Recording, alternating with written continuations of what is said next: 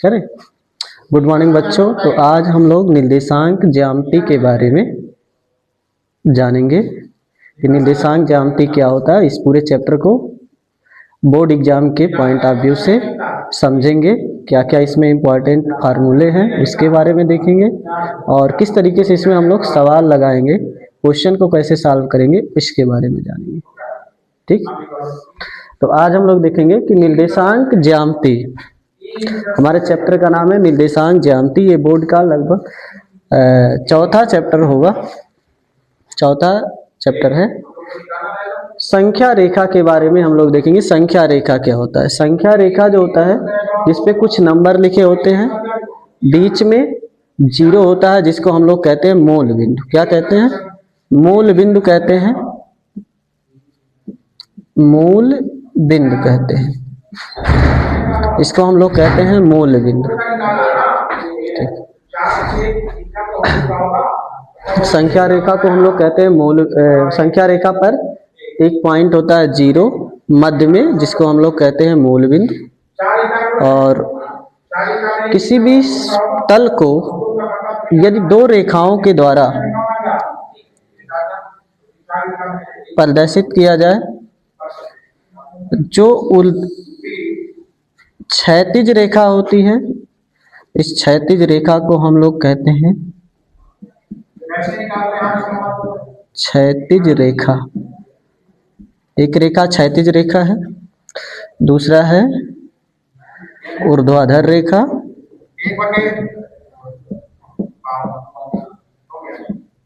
ऊर्ध्वाधर रेखा, क्षैतिज रेखा को हम लोग एक्स अक्ष कहते हैं, एक्स अक्ष कहते हैं, और ऊर्ध्वाधर रेखा को हम लोग वाई अक्ष कहते हैं, वाई अक्ष कहते हैं। ये दोनों रेखाएं जिस बिंदु पर एक दूसरे को परिच्छेद करती हैं उसे हम लोग मूल बिंदु कहते हैं, मूल बिंदु कहते हैं। मूल बिंदु पर का निर्देशांक जो होता है वो 0,0 होता है।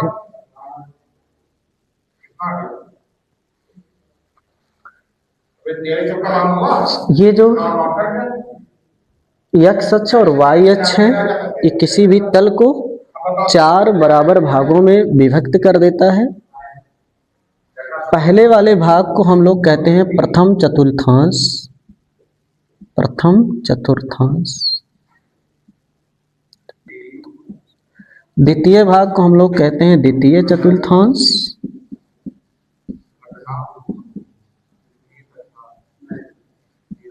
इसको कहेंगे तृतीय चतुर्थांश, और इसको कहेंगे चतुर्थ चतुर्थांश। चतुर्थ चतुर्थांश।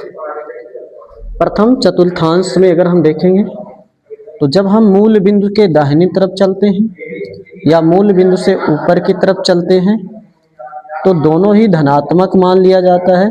इसलिए प्रथम चतुर्थांश में दोनों ही धनात्मक होता है, तो इसमें धनात्मक लिया जाता है। x भी धनात्मक होता है और y भी धनात्मक होता है। द्वितीय चतुर्थांश में जब हम मूल बिंदु के बाईं ओर चलते हैं तो ऋणात्मक होता है, और जब हम मूल बिंदु से ऊपर की तरफ चलते हैं तो धनात्मक होता है। यानी द्वितीय चतुर्थांश में माइनस और प्लस होता है। तृतीय चतुर्थांश में जब हम मूल बिंदु के नीचे चलते हैं या मूल बिंदु के बाईं ओर चलते हैं तो ऋणात्मक होता है, तो दोनों ही मान ऋणात्मक होंगे। और यहाँ पे मूल बिंदु से अगर हम दाईं ओर चलेंगे, नीचे की तरफ चलेंगे, तो ये धनात्मक होगा और ऋणात्मक होगा।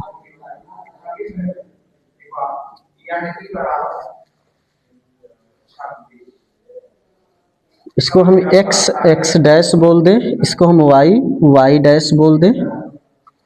तो जब हम x डैश की तरफ चल रहे हैं तो ऋणात्मक है, और x दिशा में चल रहे हैं तो धनात्मक है। यानी x दिशा में अगर हम चलेंगे, x की दिशा में चलेंगे, हम लोग x की दिशा में चलेंगे, x की दिशा में चलेंगे चलेंगे तो यक्स धनात्मक होगा, यक्स धनात्मक होगा।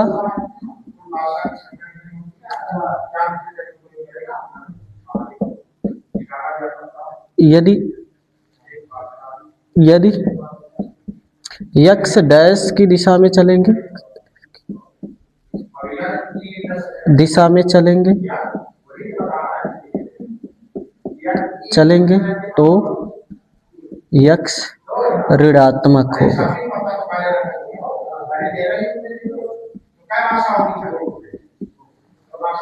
यक्स की दिशा में चलेंगे तो यक्स धनात्मक होगा, यक्स डैश की दिशा में चलेंगे तो यक्स ऋणात्मक होगा। इसी प्रकार y की दिशा में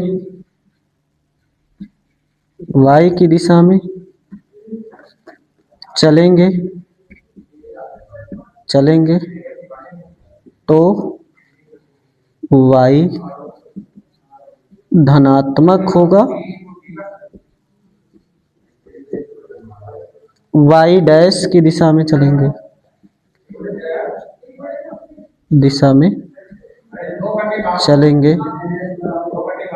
तो y ऋणात्मक होगा।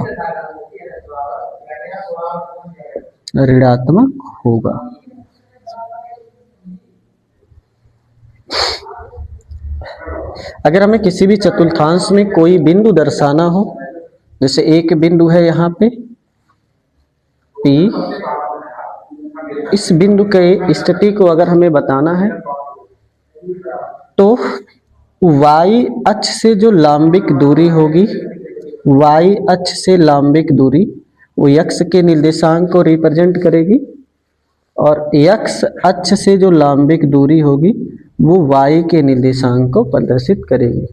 अगर मान लो इस पॉइंट का निर्देशांक x, y है तो y अक्ष से लांबिक दूरी, y अक्ष से लांबिक दूरी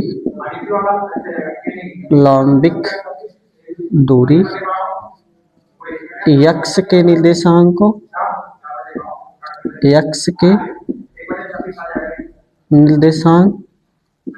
को प्रदर्शित करता है।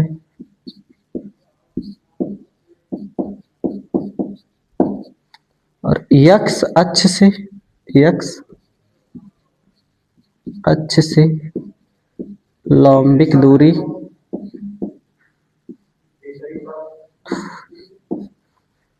y के निर्देशांक को प्रदर्शित करता है। y अक्ष से लांबिक दूरी को x के निर्देशांक, y अक्ष से लांबिक दूरी x के निर्देशांक को प्रदर्शित करता है, और x अक्ष से लांबिक दूरी y के निर्देशांक को प्रदर्शित करता है। बिंदु के निर्देशांक को लिखते समय x को पहले और y को बाद में लिखा जाता है। बिंदु के निर्देशांक लिखते समय x को पहले एवं y को बाद में लिखा जाता है। x के निर्देशांक को पहले और y को बाद में लिखा जाता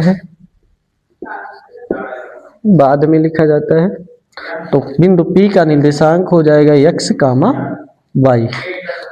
अब जैसे हमारे पेपर में क्वेश्चन आता है कि किसी बिंदु का निर्देशांक जो है, जैसे क्वेश्चन आता है हमारे पेपर में कि किसी बिंदु का निर्देशांक -3, 4 है तो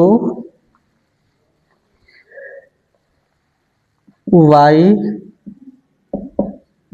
अक्ष से दूरी है। किसी बिंदु का निर्देशांक -3, 4 है तो y अक्ष से दूरी है। ऑप्शन नंबर पहला -3, option number 2 4, option number 3 5, option number D इनमें से कोई नहीं, इनमें से कोई नहीं। ये है तो इसमें पूछा गया आपसे है कि किसी बिंदु का निर्देशांक -3, 4 है तो y अक्ष से दूरी पूछा गया। अब y अक्ष से जो दूरी होती है यहाँ पे लिखा है y अक्ष से दूरी जो होती है वो x के निर्देशांक को रिप्रेजेंट करती है। तो x का निर्देशांक इसमें कितना है? -3 है। आपसे पूछा गया किसी बिंदु का निर्देशांक -3, 4 है तो y अक्ष से दूरी है। अब पूछा गया y अक्ष से दूरी, तो y अक्ष से लंबिक दूरी जो होता है वो x का निर्देशांक होता है। तो x का निर्देशांक कितना है? -3 है। तो इसका आंसर हो जाएगा -3। समझ गए? -3 हो जाएगा। ऐसे ही एक और क्वेश्चन देखो, एक और क्वेश्चन देखो।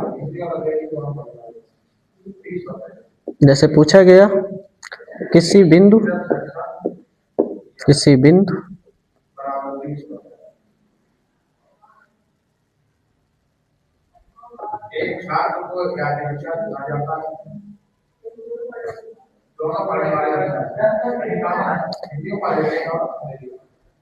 एक बिंदु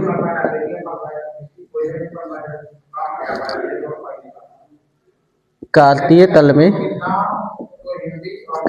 तल में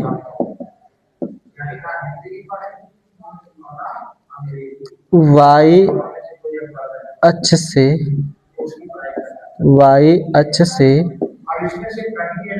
4 इकाई की दूरी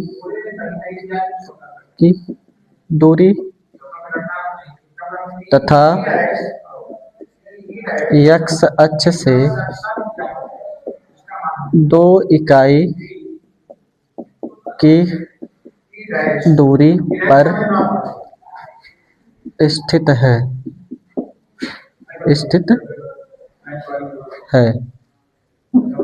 पर स्थित है। बिंदु का निर्देशांक ज्ञात कीजिए। तो एक बिंदु है कार्तीय तल में y अक्ष से 4 इकाई की दूरी पर और x अक्ष से 2 इकाई की दूरी पर स्थित है। तो बिंदु का निर्देशांक ज्ञात करना है। अभी बताया गया कि y अक्ष से जो दूरी होती है वो x का निर्देशांक होता है। तो y अक्ष से कितनी दूरी पे है? 4 इकाई की दूरी पे है। इसका मतलब x का निर्देशांक हो गया 4 और x अक्ष से 2 इकाई की दूरी पे है तो y का निर्देशांक हो गया 2। तो बिंदु का निर्देशांक कितना आ गया? 4, 2।